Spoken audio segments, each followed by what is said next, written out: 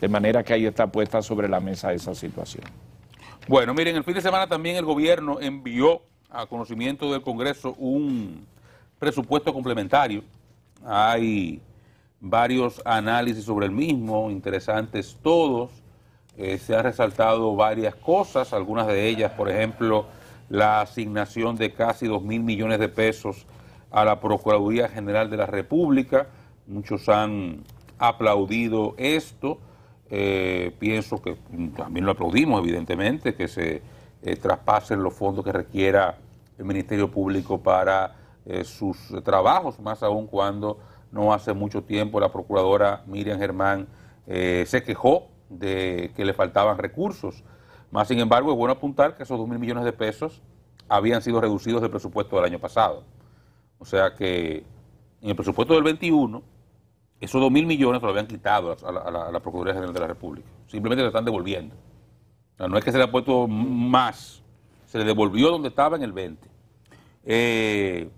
Hay análisis sobre la cantidad de dinero que se ha dispuesto en el presupuesto, tanto en el complementario como en sentido general para la lucha contra el COVID. Parecería que los gastos en materia de salubridad, en prevención, en transferencias sociales, en todo lo demás del COVID, todo lo que implica, ¿verdad?, la pandemia, pudiera rondar los 200.000 millones de pesos en el año 2021. Vacunas, están hablando de más de 30.000 millones de pesos, unos 500 millones de dólares hasta ahora en el plan de vacunación, todavía restándonos un trecho importante por recorrer.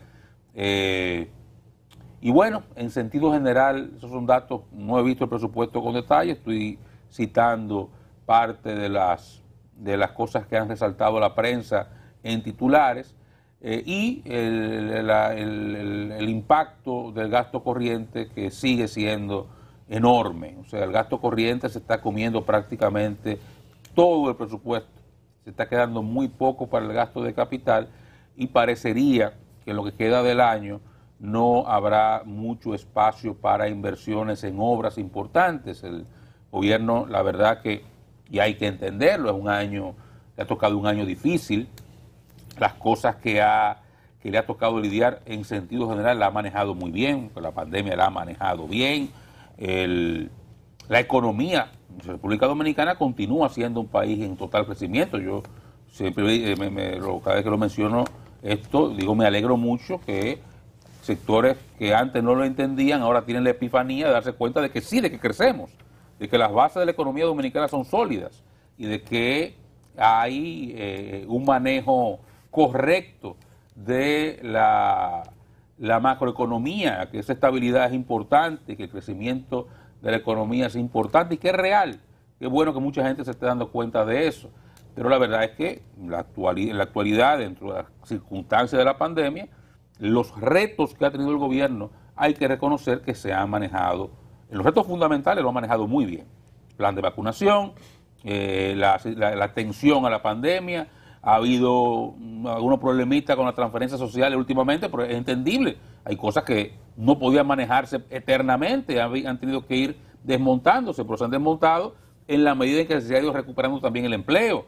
O sea, en sentido general, los principales retos del gobierno, él lo ha manejado bien. Sí, le queda el pendiente, y uno lo va observando cada vez con mayor rigor, que el acápite de obras de infraestructura se le va quedando muy pequeño.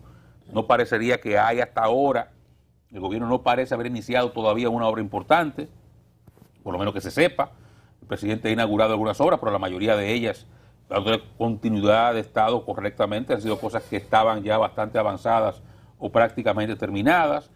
Se ha hecho una apuesta importante por la alianza público-privada, que deseamos que surta efecto, que es una apuesta que dé resultados, pero hasta ahora, y es lo que se evidencia a partir de los análisis que he visto en el presupuesto, incluso el presupuesto complementario, la inversión de capital, o sea, en obras, en infraestructura, es bastante pequeña.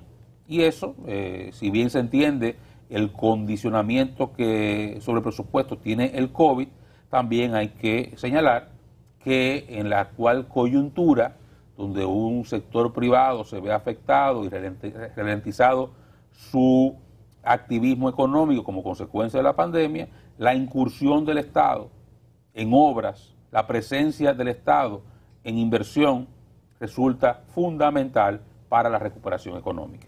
Entonces, en algún momento, entiendo que ya sea mediante deuda, mediante algún tipo de mecanismo, el gobierno debe replantearse cómo va a mejorar la cantidad de dinero que está dedicando a la inversión, a las obras de infraestructura, porque son importantes no solamente para la satisfacción de necesidades básicas que la gente tiene, sino también para el impacto en la recuperación económica. No hay dudas de que ese replanteo marca un tanto la línea de lo que sería el término del año. El primer año completo del gobierno, a partir de que el año pasado estuvo manejándose con otro presupuesto, pero todo esto relacionado. Por eso, y hay análisis ahí de lo que significa la partida de este presupuesto complementario, y ahí uno se puede dar cuenta de quién le toca un poco más, pero evidentemente la pandemia lo acaparó prácticamente todo, y ojo, el tema de las vacunas, el costo, lo que tú has señalado, y evidentemente que esto sigue siendo algo hacia futuro que va a plantearse hacia final del año, cómo van a comenzar a cuadrar, a final de año no, en octubre, cuando tenga que presentarse el presupuesto del año 2022, lo que tiene que ver con el interés o la puesta sobre la mesa de una reforma fiscal a los fines de que el año que viene comience ya a materializarse esto. Pero no hay duda de que estos son elementos que hay que comenzar a ver, que todavía está matizado por el tema de la pandemia, por el tema de la, vamos a llamarle, de la emergencia, porque el grueso se lo sigue llevando salud pública. Ayer llegó un vuelo directo desde Suiza, reinicio del vuelo directo Puerto Plata, Suiza.